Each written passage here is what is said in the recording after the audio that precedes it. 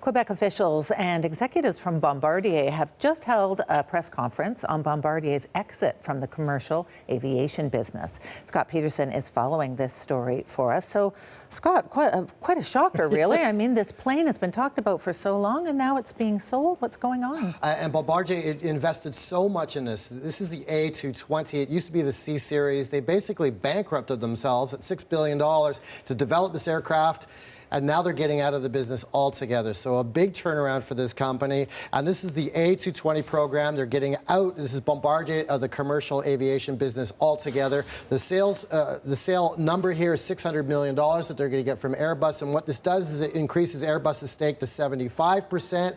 The Quebec government has 25%. But in the future, Airbus has the ability to take some more shares from the Quebec government. So lots going on with this. So here's from the Airbus CEO. And everybody's touting this as a good deal for Quebec because there's a lot of jobs in the province riding on this. This is from the Airbus CEO as to why this is good for the people of Canada and Quebec, saying this agreement with Bombardier and the government of Quebec demonstrates our support and commitment to the A220 program and Airbus in Canada. Furthermore, it extends our trustful partnership with Quebec, and this is good news for our customers and employees as well as for the Quebec and Canadian aerospace industry. Now, here's a response by the federal Minister, Quebec Premier François Legault, in addition to a lot of the officials being available for the announcement, saying by opting to strengthen its presence here, Airbus has chosen to focus on our talents and our creativity, and the decision of an individual giant like Airbus to invest more in Quebec will help attract other world-class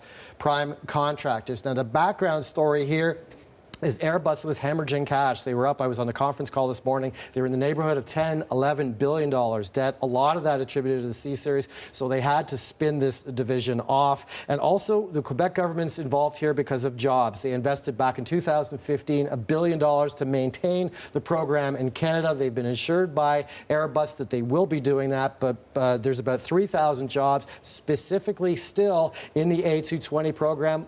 Airbus is saying that shouldn't change. But overall, this is a 40,000 people strong industry within Quebec, about 12,000 of Bombardier. So the Quebec government's involved because they're very concerned about, operations remaining where they are. Well, I mean, this is great news that the jobs are staying in Quebec. Yes. But, I mean, Bombardier is this huge Canadian successful company for many, many years. Yes. Operations all over the country, but they've got a huge cash problem. Apparently, this is partly why they're selling this off. Yes, are you hearing anything about them having to downsize further or sell off other parts of the business? Well, and a lot of people, I've been having this conversation with a lot of analysts, and they're saying, what exactly is it that Bombardier does anymore? Because they've sold out everything. And we are hearing word from Alstom in France that they could be interested in the rail division. That could go for anywhere from $7 to $10 billion. And I was on the analyst phone call, and somebody asked, well, why are you doing all these transactions all at once? Is there a problem here? And I say, no, well, there's no problem here, but we just wanted to divest themselves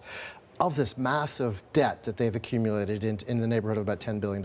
Okay, and any look at the markets for now? Well, looking at the whipsaw of Bombardier stock, it was up 11% yesterday on the sort of whiff that something was about to happen, and down 7% today on the markets. But I'll come back later, I believe, and we'll take a further look at that. All right. Thank you so much, Scott. Thanks, Dan.